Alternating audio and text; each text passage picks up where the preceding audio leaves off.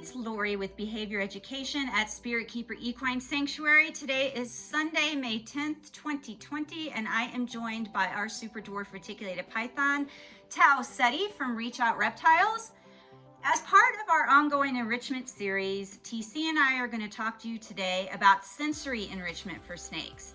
Now remember that the AZA recognizes 5 enrichment categories. Those would be cognitive, food and dietary, physical, sensory, and social. We have already done 2 videos about physical enrichment, and we did 1 video about food or dietary enrichment. In today's video, we're going to talk to you about sensory enrichment.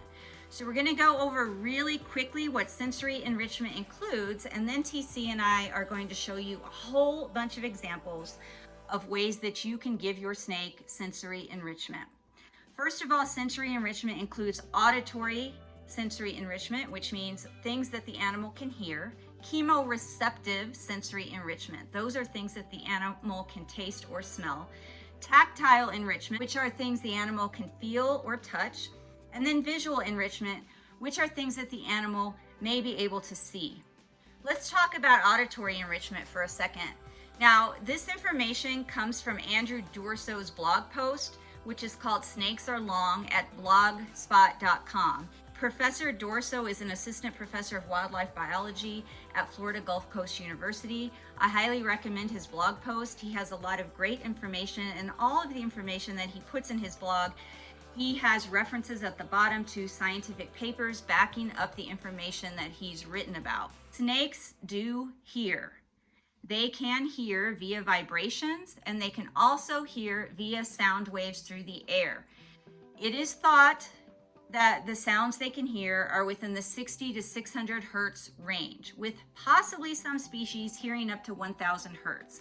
Just to put this in perspective for you, we humans hear sounds within 20 hertz to 20,000 hertz, and our human voice in general is about 250 hertz. So if Tao Seti can actually hear airborne sounds within the 60 to 600 hertz range, and my voice is about 250 hertz, that means that he can hear my voice. As far as auditory enrichment, it's something that I haven't played with a lot with my snakes. I talk to my snakes all the time, and I do notice that the snakes will respond to certain sounds. If you do utilize this as an enrichment category, and as always, I encourage you to do things with your snakes on a trial and error basis. Experiment with your snakes as long as it's safe for them, and that you watch for any signs of distress. If you are trying to make noise for your snake, whether that's your voice, whether it's music, whether it's television, whether it's novel sounds, and your snake seems distressed by them, then obviously that's not enriching, and so I would stop those noises. But if you are experimenting with auditory enrichment and your snake seems very, very interested and curious and is displaying green zone behaviors and curiosity towards that noise, then it's possibly enriching for your animal. The next category is chemosensory, and this is an enrichment category that's really easy for us to do with snakes because they rely so much upon it in their daily lives.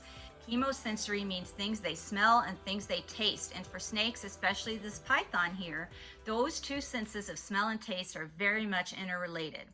As far as smell enrichment and taste enrichment, I generally avoid things that taste or smell like prey items unless I am specifically using those as dietary or food enrichment, because I don't want to inadvertently trigger a food response in my snake. I use a lot of scents, SCENTS, to stimulate their curiosity and their interest.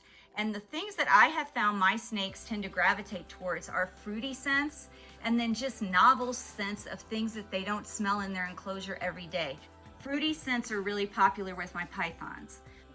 My husband did a little research on his own and read an article that indicated snakes might be attracted to fruity scents or scents that are related to vegetation or flowers, because those are areas where birds and rodents might be found. I just know that my pythons are very attracted to fruity scents. I also sometimes will use essential oils like lavender or vanilla. And remember, you're only putting 1 or 2 drops on something, because snakes have such a great ability to smell and taste things. You don't need a lot of the item that you're using. I have literally put 1 or 2 drops of a fruity scent or lavender oil on a paper towel or on a cardboard box, and the snake has been occupied for hours just investigating and smelling that scent. Be cautious if you're using any kind of smells or scents that are related to the actual prey that the snake would eat, because it may activate the feeding response or place the animal in food mode. If that's what you're going for, like if you're doing dietary or food enrichment, then great. But if you're just trying to stimulate movement or curiosity, then I would avoid any kind of smells that smell like what your snake would normally eat. As far as taste, you can flavor water. Many of my carpet pythons enjoy licking water droplets off glass, and you can flavor those with fruity flavors. You just, again, need to make sure that whatever you're utilizing to flavor things isn't going to be harmful to your snake. You want to make sure, depending on the species of snake, that you research any chemicals or even any natural flavors or scents that you're using for chemosensory enrichment. Let's talk a little bit about visual enrichment. I get a lot of my information on how snakes work from the book of that name by Lily White, How Snakes Work. I also get a lot of my information about snake vision from a paper that was published by Jeanette Wyneken in 2012 called Reptilian Eyes and Orbital Structures. As far as I can tell from that paper and Lily White's book, pythons in particular can see color. They have dichromatic vision, which means they can see in the blue-green color spectrum. And that paper by Wyneken indicates that diurnal snakes have all cone or nearly all cone retina, and that nocturnal snakes usually have rods and cones. Now, rods are those things in our eyes that allow us to see depth and to have depth perception, and cones in general allow us to see colors. So based on this, it's likely that our pythons see blue-green colors. It is also likely that they see movement very well and that they can see some detail. But I want to talk a little bit about that. Fovea are pits of concentrated cones that provide increased visual acuity to animals. Now, snakes, crocodiles, and turtles lack fovea. However, it doesn't mean that snakes can't see any kind of detail at all, because they have lenses that move towards and away from the retina to help them focus on things. So we don't know for sure how much detail our snakes see. We don't know how great their depth perception is, and it's obviously going to vary among species. And some species may even vary in the colors that they can perceive. But as far as I can discern from the paper I mentioned, which I will reference in the description of the video, and from Lily White's book, pythons probably have dichromatic vision and can see in the blue-green color spectrum. They probably see motion pretty well and have some ability to focus in on detail, but not a great ability to see very fine, minute details.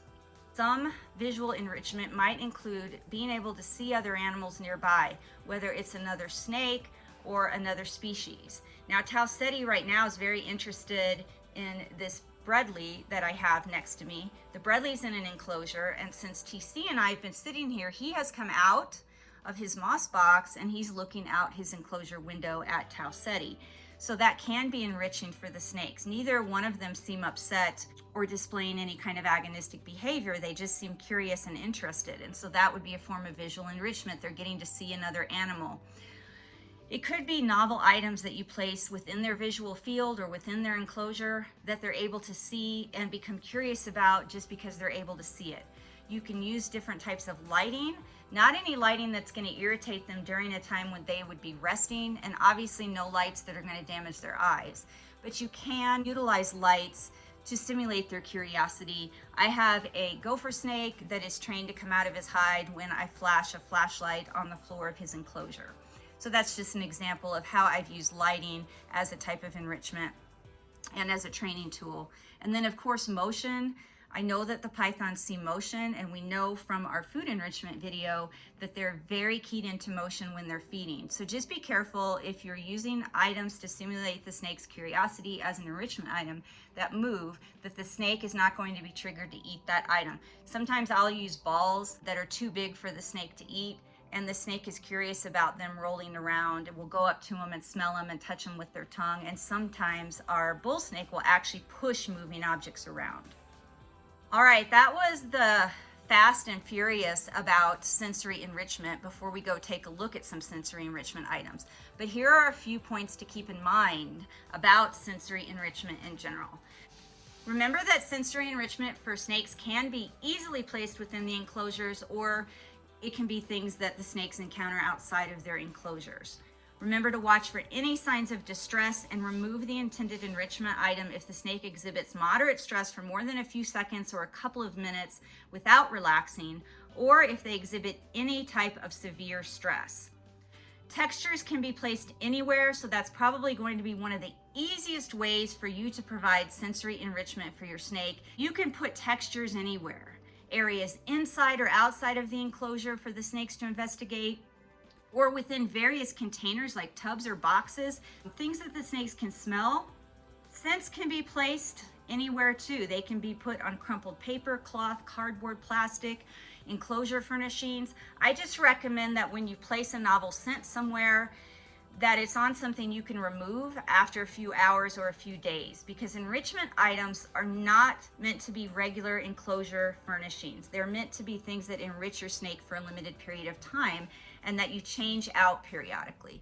So when you're placing scents on things or tastes, make sure that you put that on things that you can remove after a few hours or a few days. Make sure that any scented items or items that the snake is meant to taste aren't able to be swallowed by the snake. And if you think that there's any possibility whatsoever that your snake could swallow something, don't allow the snake to interact with that item unattended.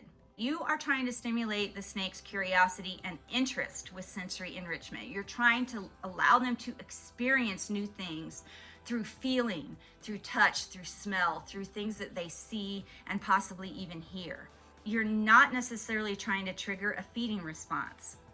Be cautious about using any kind of sensory enrichment involving smell, taste, or motion that might be related to something they would normally eat.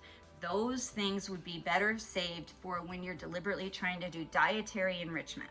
Now what we're gonna do, TC and I have a whole bunch of examples set up for you on some tables. So we're gonna take a look at those, and then we're gonna take a look inside TC's enclosure when we put him away and see if you can identify things within Tausetti's enclosure that could be construed as sensory enrichment. Remember, as always, that these different enrichment categories often do overlap and will overlap, and that is okay.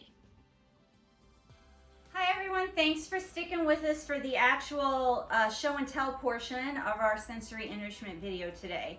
First, I'm going to go over some items that you can use both for texture and touch enrichment, as well as chemosensory enrichment, because these items can certainly overlap. TC is over here on one of our activity stations, so we're going to let him enjoy that, and we're actually going to talk about a few things on this activity station. This activity station has quite a few things that would actually fall under sensory enrichment in the category of textures and things that the animal can feel. First of all, I tend to put random items on the shelves. And this is a hamster tube, and it is a combination of rubbery feeling connectors, smooth feeling tubes, and the tubes have some striations and bumps on them. So you're getting a lot of different textures there all in one piece. Now, it also has these little carpet items on it that are really, really rough. Keep in mind that textures can be anything where the surface is varied. So you can have rough surfaces, smooth surfaces. You can have indentations. You can have raised areas on the surfaces. You can have different feels to them, like a rubbery feel, a sandy feel. Textures can be just anything. So think about all of the different things that we feel, and the snakes can feel a lot of those things as well. Of course, their skin's not as sensitive as ours because they have scales on them for armor and as protection, but they still can appreciate different textures, and different textures can stimulate their curiosity, and sometimes some textures make them feel safe. If it's a smooth texture, they may not feel as safe crawling on that because it's not as easy for them to grip as they would a rough texture. Keep in mind that anything that has a texture can have a different consistency to it. So the density of that texture can vary. It could be really, really solid. It could be really, really loose. It could be liquid. It could be muddy. It could be sandy. It could be something that's not easy to burrow through, but something that's soft. So just think of all the different consistencies of things that we touch and feel and can stick our hands inside or can press down on, and some things give and some things don't. The temperature of the texture could vary, so it could be cold or cool, warm or hot, and pretty much everything in between. And you want to make sure that your snake can get away from that sensation if you're using temperature as sensory enrichment. So you wouldn't want to place your snake on a cold surface and they have no ability to get away from it, or on a hot surface that they have no ability to get away from. The firmness of the texture can also be something to keep in mind. So you could have textures that are hard, rigid, bendable, soft, or squishy, or pretty much anything that you could think of. Some of the things I have here to show you in regard to texture are paper towels and cloth. So these are things that you can allow your snake to crawl around on, either within their enclosure or outside of their enclosure, as well as things like stuffed animals. I have a few pythons that tend to gravitate towards areas where I have stuffed animals, and they spend a while climbing around and through the stuffed animals. So while at the same time they're experiencing how these different things feel, they can also smell novel things on them. What I will do sometimes is put like 1 drop of lavender oil on a paper towel, or I'll put a couple of drops of a fruity scent on a stuffed animal, and the animals spend a long time interacting with those things. You can also use things like reptile carpet. I don't generally use this as substrate except occasionally in quarantine, but it's certainly something you can use as enrichment.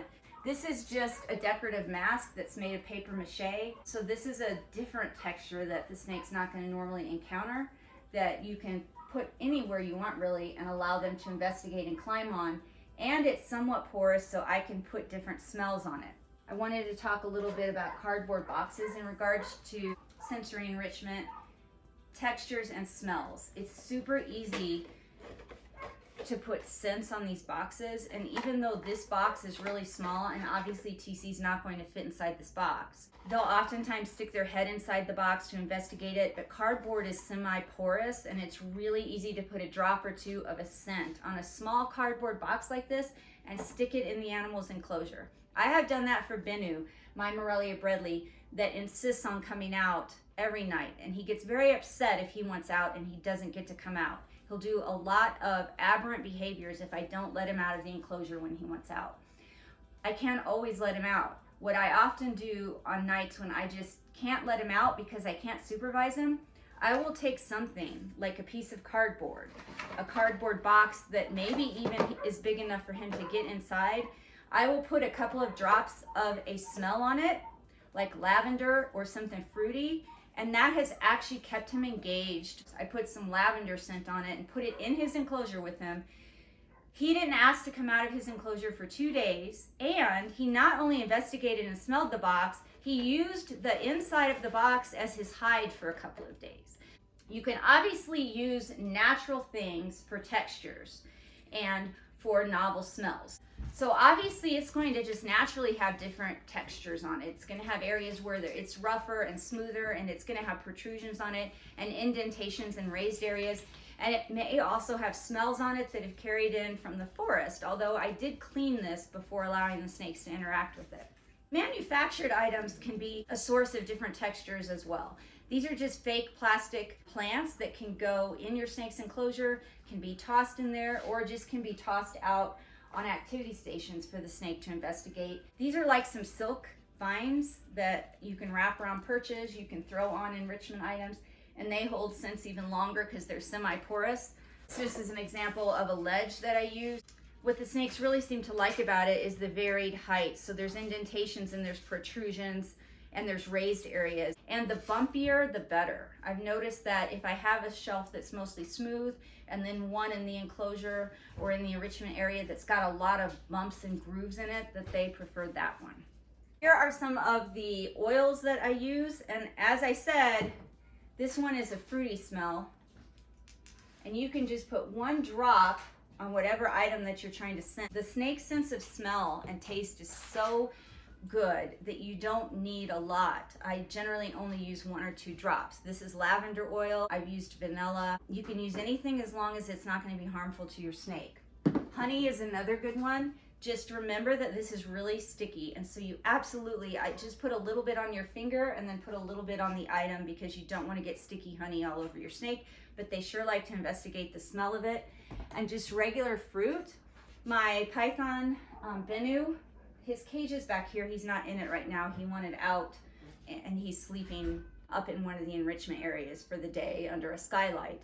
But he always goes to the fruit basket, and he'll spend quite a few minutes smelling the apples and bananas and any other fruit that we have in there. He seems to gravitate towards fruity smells for sure.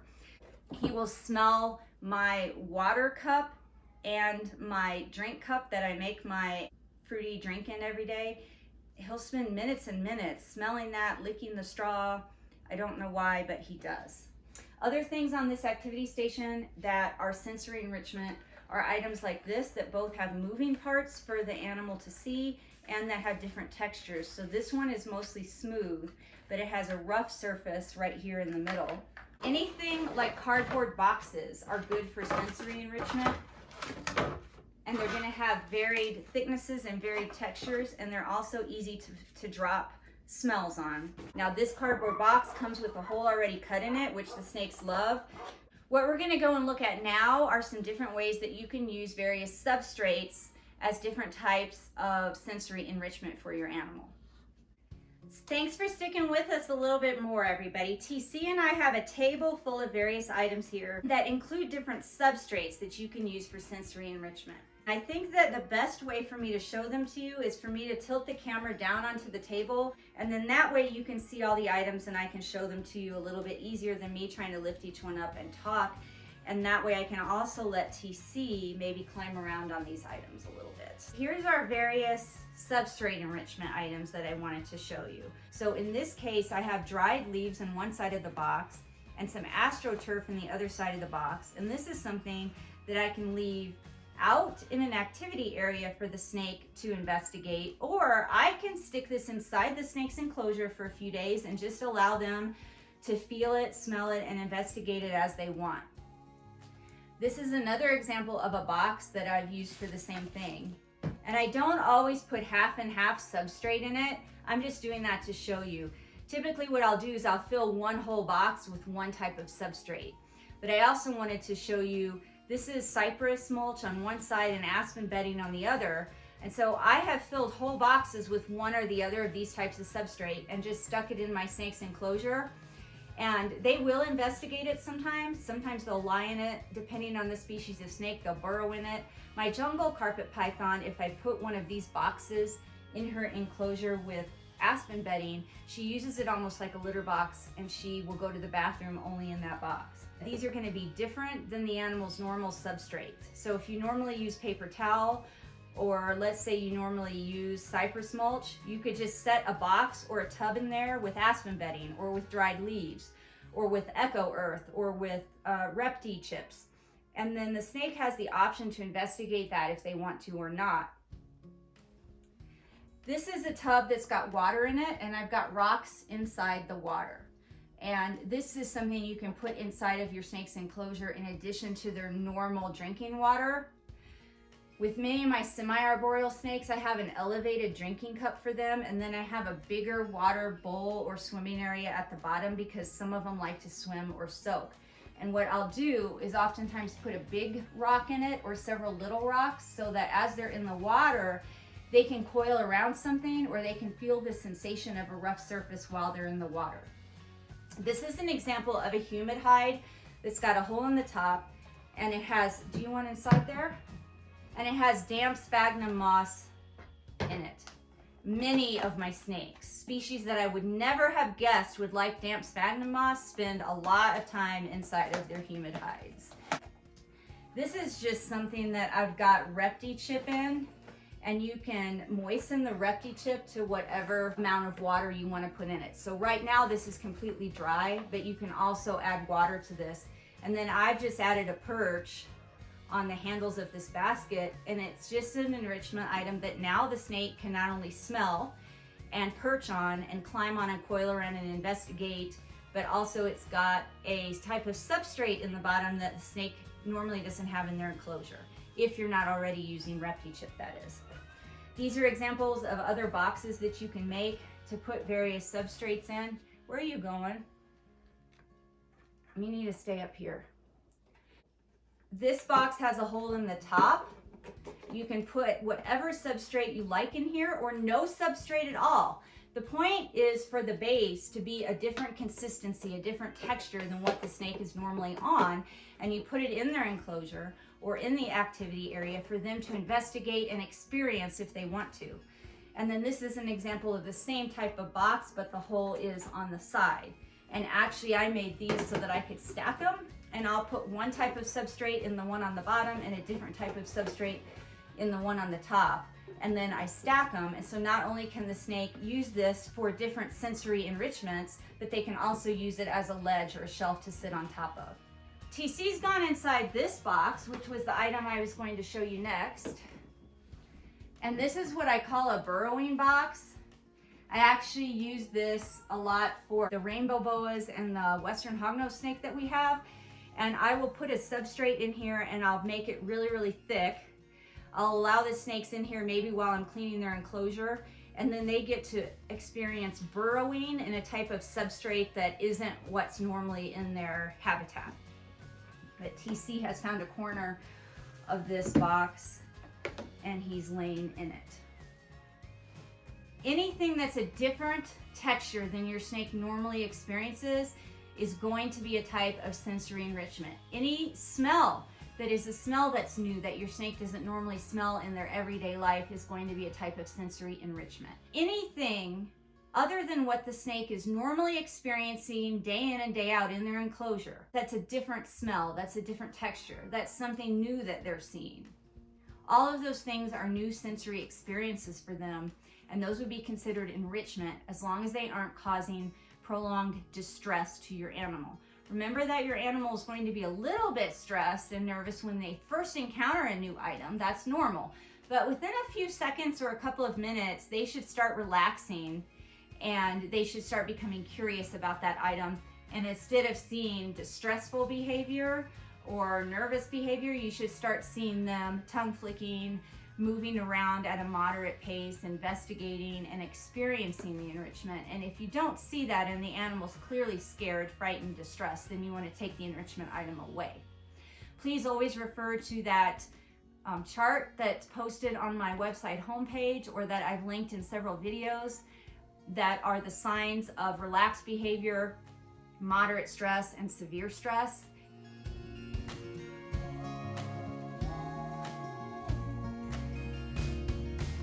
The body language and the behaviors that are listed on there in mind when you're trying to assess if your snake finds an item stressful or not.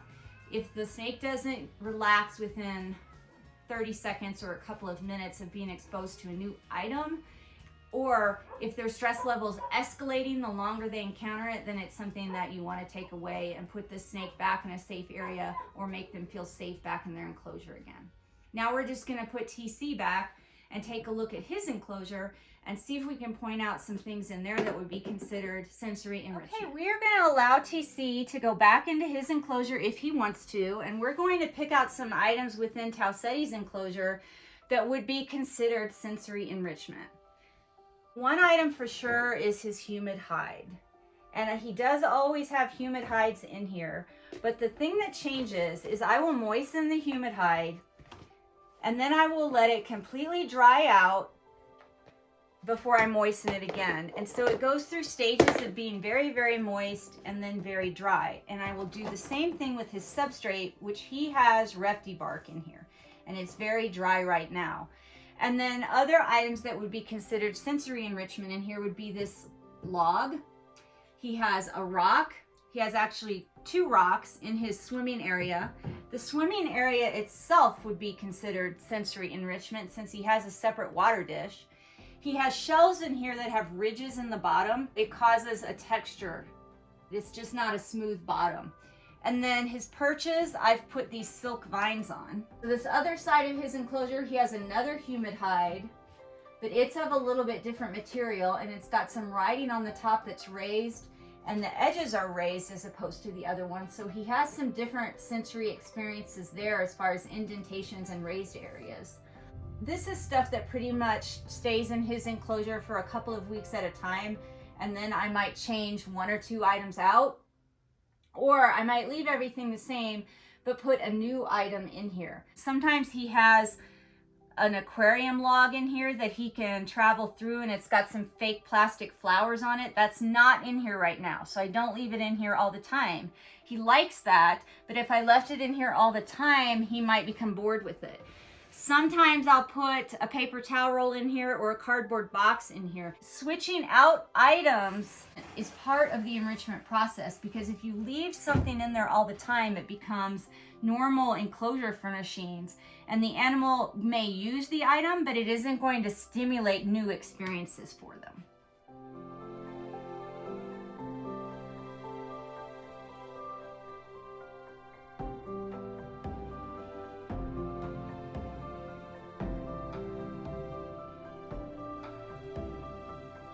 I want you to take a quick look inside this enclosure and see if you can identify items that have varied textures within this enclosure.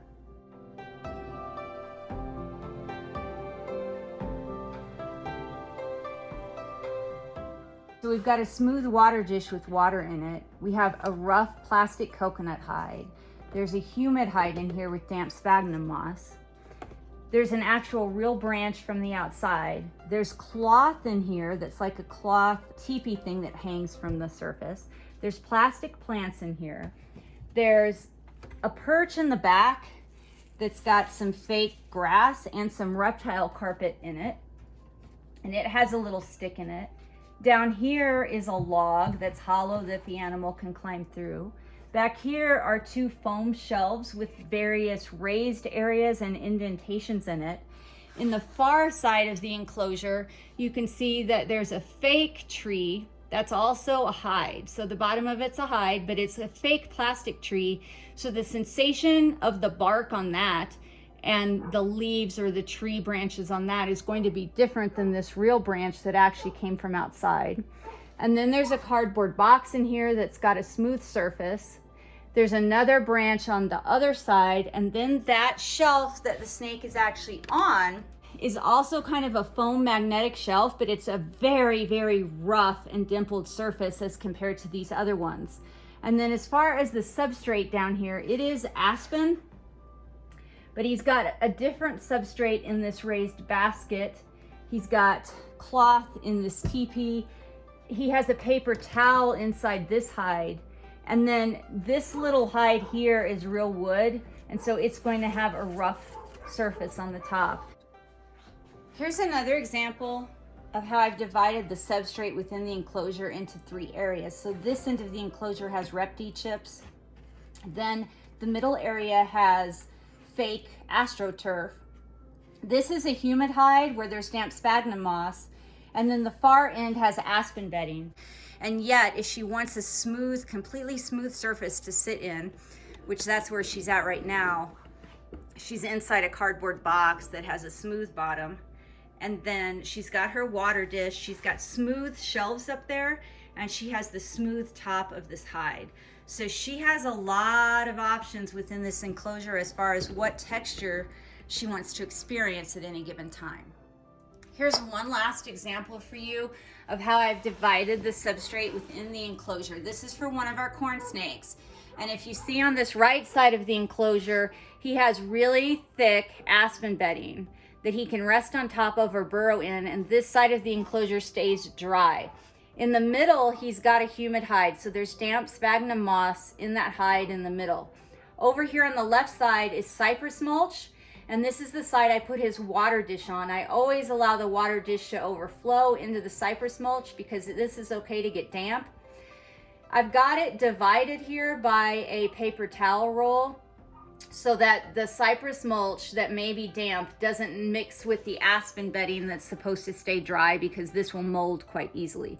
But this is just an example of how I actually divided the living space into different substrate types so that he can have these various experiences within the enclosure. And I think it's always better to put the water dish or anything that's going to potentially be wet on cypress mulch or repti bark or echo earth or moss or something that's meant to get wet and won't necessarily mold, versus putting it on something like aspen bedding, which is intended to stay dry and is going to mold easily if it gets wet. Here's an example of an enrichment item that is sensory related that I mentioned, but I didn't really discuss how to implement. And this is a snake strip that's on the side of one of my baby Bredli enclosures, and it's not how I heat the tank. I turn it on periodically for sensory enrichment, and I have it on the side so the animal is able to get on this ledge and sit up against this snake strip, which is producing heat on the side of the glass, or they can sit on top of this coconut hide or between the coconut hide and the snake strip and experience the same thing. So I will turn those on and off periodically as sensory enrichment. I have another example of that same thing on this older Bredli's enclosure. I just put it on the side of the glass and turn it on sometimes to give the animal the option to experience the warmth as enrichment. And here's what that looks like on the back of my Russian rat snake's enclosure. So I turn this on sometimes and he will climb up onto the shelf and he will sit next to it. And it's a way to add extra heat and an extra heat source for sensory enrichment that the animal doesn't experience all the time. Something you can do as far as temperature enrichment on the cool side is to add ice cubes to the water, or to have a separate drinking dish and then vary the heat of a water bowl, either hotter or cooler, just to give the snakes some various options as far as sensory enrichment in regard to temperature. Everybody, thank you so much for joining Tao Seti and I today for another episode of Super Dwarf Sunday. Until next time, please remember to always be kind and love your animals.